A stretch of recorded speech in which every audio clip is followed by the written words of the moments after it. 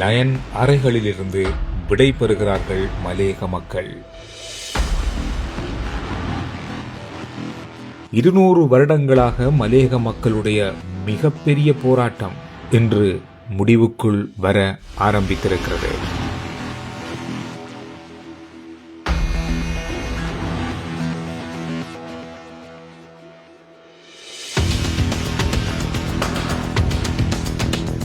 சொந்த வீடு, சொந்த காணி, இந்த கோரிக்கைகள் இப்பொழுது நிறைவேற்றப்பட ஆரம்பிக்கப்பட்டிருக்கிறது.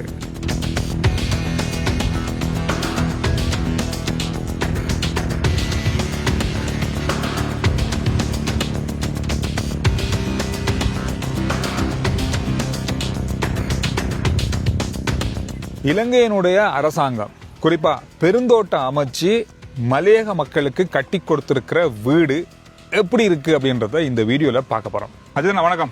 வணக்கம் சந்துரு. நம்ம சந்துரோட இணைந்திருக்கின்ற அனைத்து உறவுகளுக்கும் வணக்கங்களை தெரிவித்துக் கொள்கிறோம். இப்பொழுது நாங்கள் சந்துரு கூறியது கூட பூனாகலை கபரகலை வீட்டு திட்டத்திலிருந்து இந்த காணொலியோடு இணைந்திருக்கின்ற சந்துரு உங்களுக்கு 2023 ஆண்டு மார்ச் மாதம் 19ஆம் தேதி 2023 இந்த மார்ச் 19 ஏற்பட்ட இயற்கை அனர்த்தத்தின் போது 51 குடும்பங்கள் முழுமையாக பாதிக்கப்பட்டிருந்தாங்க சந்துரு. பாதிக்கப்பட்டு அவர்கள் மாக்கந்த தேயிலை தொழிற்சாலையில குடியமர்த்தப்பட்டிருந்தாங்க தற்காலிகமாக. அந்த மக்கள், அதாவது 2023 ஆண்டு தொடக்க அந்த மக்கள் பாரிய ஆர்ப்பாட்டங்கள், பண்டார நகரில் குடும்பமாக இணைந்து போராட்டங்கள் அனைத்துமே நடத்தி தான் 2025 ஆண்டு மார்ச் மாதம் 15ஆம் தேதி இந்த 50 வீடுகளுக்கான அடிக்கல் தேசிய மக்கள் சக்தி அரசாங்கத்தால் நாட்டப்பட்டது. பெருந்தோட்டம் மற்றும் சமூக உட்கட்டமைப்பு வசதிகள் அமைச்சு நாட்டப்பட்டு இந்த 50 வீடுகளுக்கான அடிக்கல் நாட்டப்பட்டு இது ஒரு வருடத்துக்குள்ள பூர்த்தி செய்ய வேண்டும் என்பதுதான் நோக்கமாக இருந்தது பெருந்தோட்ட அமைச்சுக்கு. இருந்தாலும் டித்வா புயல் இயற்கை அனர்த்தம் காரணமாக கிட்டத்தட்ட 1.5 வருடங்கள் கொஞ்சம் காலம் தாமதித்து விட்டது. அதுதான் இந்த ஆகஸ்ட் மாதம் 28ஆம் தேதி மக்களுக்காக கையளிக்க இருக்கின்றது. வீடுகள் எல்லாத்தையும் கட்டி முடிச்சிருக்காங்க. ராணுவத்தினுடைய பொறியியல் பிரிவும் கட்டிட பிரிவும் தான் இதை முடிச்சிருக்காங்க. இதுல எல்லா வசதிகளுமே தண்ணீர்ல இருந்து மின்சாரத்துல இருந்து குடிநீர்ல இருந்து எல்லாமே வழங்கப்பட்ட ஒரு முழுமையான வீடாக இது அமைஞ்சிருக்கு. வீட்டுக்குள்ள போய் பார்க்கணும். முதல்ல நீங்க பேசிட்டு இருக்கீங்க, வீட்டுக்குள்ள என்னென்ன இருக்குன்னு காட்ட சொல்லுங்கன்னு சொல்லி நிறைய பேர் கேட்பாங்க. நாங்க போய் இப்ப வீட்டுக்குள்ள என்னென்ன இருக்கு, என்னென்ன வசதியோட இந்த வீடு அமைஞ்சிருக்கான்னு பார்ப்போம். இது ஒரு சின்ன ஹால், பக்கம் ஒரு அறை, நல்லா இருக்கப்பா, நல்லா கிளீனா இருக்கு. லைட்டுக்கான வயரிங் வேலையெல்லாம் முடிச்சுட்டாங்க. நல்ல வடிவான ஒரு ரூம் உண்டு.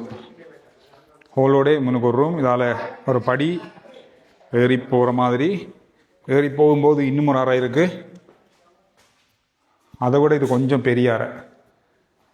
ஜன்னலை திறந்து பார்த்தா தான் இந்த வடிவு பாருங்க. நாங்கள் வெளியே வந்து பார்த்த மாதிரி இந்த ஜன்னலை திறந்து பார்த்தாலும் இந்த வடிவு குழுக்குள்ளண்டு வருதப்பா காற்று.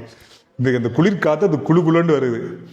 இது ஒரு கிட்டத்தட்ட ஒரு 5 ஸ்டார் ஹோட்டலுக்குள்ளே இருந்து நம்ம வெளியே பார்க்குற மாதிரி தான் இருக்குது இந்த ரூமை பார்த்தா. அவ்வளோ இருக்கு, அப்படி கிளீனாக இருக்குது இந்த ரூம், அவ்வளோ வடிவாக இருக்கு.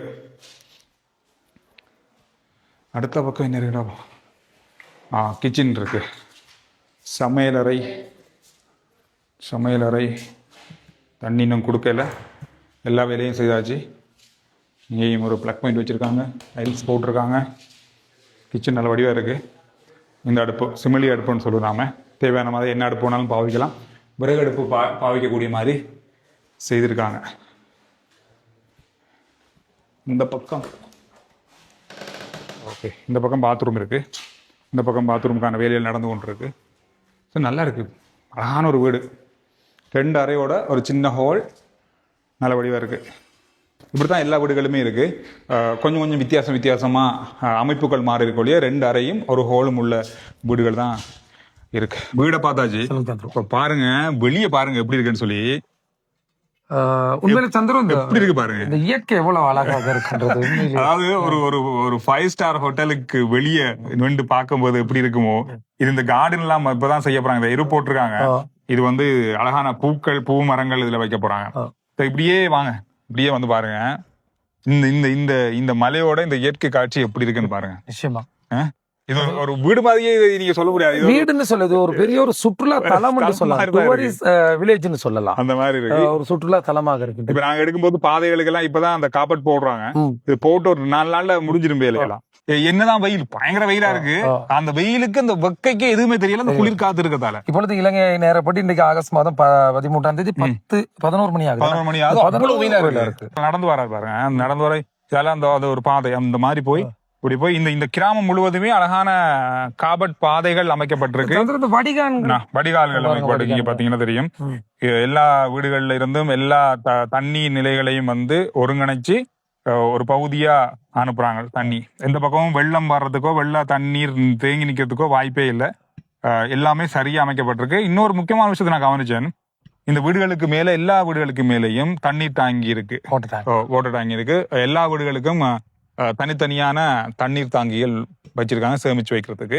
அவங்க ஒரு காலத்துல இந்த வீடை இன்னும் ஒரு தட்டா மாத்திக்கொள்ளலாம், இன்னும் மேல இன்னும் ஒரு பகுதியை அமைக்கிறதுக்கான ஏற்பாடுகளோட தான் அதனுடைய அத்திவாரம் போடப்பட்டிருக்கு. அந்த தூண்களும் கட்டி அமைக்கப்பட்டிருக்கு. அதாவது இது அடித்தளம் நாட்டும் பொழுது அல்லது அடிக்கல் நாட்டும் பொழுது நான் வருகை தந்திருந்தேன். இலங்கை ராணுவத்துக்கு தான் கையளிக்கப்பட்டிருந்தது. இலங்கை ராணுவத்தின் பொறியேற்பீடு தான் இதனை முழுமையாக செய்யறாங்க. கீழே அந்த தளம் வந்து சந்திர முழுமையாக உறுதியான ஒரு தளம். அங்கு கான்கிரீட் தூண்கள் இடப்பட்டிருக்கின்றன. நாங்க பிரிதொரு காலத்துல எங்களுக்கு குடும்பங்கள் பெருக்கும் பொழுது அல்லது குடும்பத்தில் அதிக உறுப்பினர்கள் அதிகரிக்கும் பொழுது நாங்க அந்த ஸ்லப்பை போட்டு அந்த மேல இன்னும் ஒரு வீட நாங்க மேல கட்டிக்கொள்ளக்கூடிய அனுமதி வழங்கப்பட்டது. இது ஒரு சிறப்பான விஷயம். இதுக்கு அடுத்தது இன்னும் ஒரு முக்கியமான விஷயம், இங்க நீங்க இதுல கார்டன் அல்லது உங்களுக்கு ஏற்ற மாதிரியான பயிர்கள் எல்லாமே ஒவ்வொரு வீடுகள்ல இப்ப நாம எங்கட ஊர்கள்ல இப்ப வடக்கு கிழக்கு இலங்கையோட மற்ற பிரதேசங்கள்ல அந்தந்த வீடுகளுக்குள்ளாம் அவங்கட எல்லா கிணறு இருக்கும், தண்ணி நிலைகள் எல்லாமே இருக்கும். அதே வடிவத்தோட இங்க இந்த விஷயங்கள் எல்லாமே அமைச்சிருக்காங்க. எனக்கு என்ன இதுல ஒரு ஆச்சரியம் சொன்னா, இந்த ஏரியாவை பார்க்கும் போது அவ்வளவு வடிவா இருக்கு. இந்த இடங்கள்லாம் மலைகள் இதுல அப்படியே இயற்கையாக அமைஞ்சிருக்கிறதால இது வந்து வேற யாருக்குமே இந்த மாதிரி ஒரு இடம் கிடைக்காது. எவ்வளவு கோடி ரூபாய் கொடுத்தாலும் இந்த நிலத்தை உங்களுக்கு வாங்க முடியாது, இப்படி ஒரு வீடை வாங்க முடியாது இந்த பிரதேசத்துல.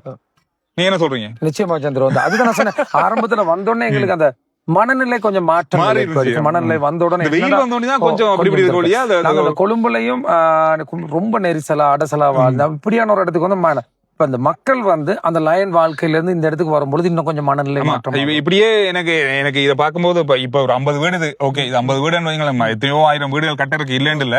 ஆனா இது இப்படியே கொஞ்சம் கொஞ்சமாக மாறுறத நினைக்கும் போது வித்தியாசமான ஒரு சந்தோஷம் இருக்கு நமக்கு. குறிப்பா மலையக மக்களுக்கு சொந்த பேர்ல வீடு காணி அப்படின்றது அது ஒரு பெரிய நீண்ட கால போராட்டம். இன்னொன்னு சந்திரம், இந்த இடத்துல நாங்க ஒரு விடயத்தை நாங்க மறந்துட்டோம். இந்த இப்ப நீங்க கூட சொன்னீங்க, இந்த வீட்டு தோட்டங்கள் இருக்கின்றது, பூக்கன்றுகள் இருக்கின்றது. எங்கட வீட்டுல மாடு வளர்த்தோம், அது இந்த இடத்துல வளர்க்கலாம் போகுது, கோழி வளர்த்தோம் எங்கட.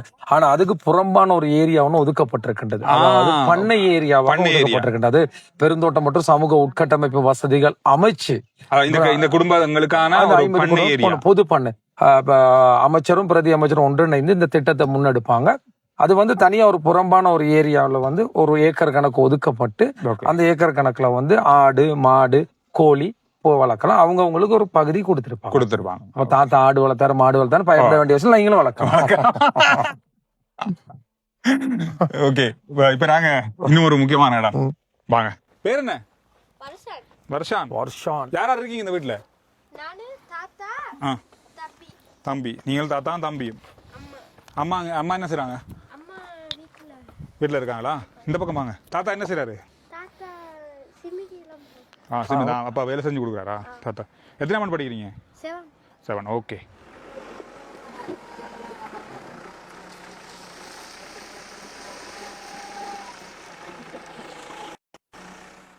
மின்சார இணைப்பு வழங்குற வேலை, ரோட் போடுற வேலை, எல்லா வேலையும் சும்மா பரபரப்பாக நடக்குது. இன்னும் ஒரு 3-4 நாளில் இந்த வேலை எல்லாமே முடிஞ்சு முழுமையாக மக்கள் குடியேறதுக்காக கையளிக்கப்படும். ஜனாதிபதி தலைமையில் இந்த கையளிக்கிற நிகழ்வு இந்த மாதம் ஆகஸ்ட் மாதம் 28ஆம் தேதி நடக்க போகுது. அந்த கஷ்டத்தை வழியாக அனுபவித்தவங்க இப்போ எங்களுக்கு மிச்ச சந்தோஷம். இந்த ஜனாதிபதி வந்ததுக்கு பிற்பாடு எங்களுக்கு இந்த இப்படி ஒரு இது கிடைச்சிருக்கிறது எங்களுக்கு மிச்ச பெருமையாக இருக்குது. அவரை கடவுளாக நாங்கள் மதிக்கிறோம்.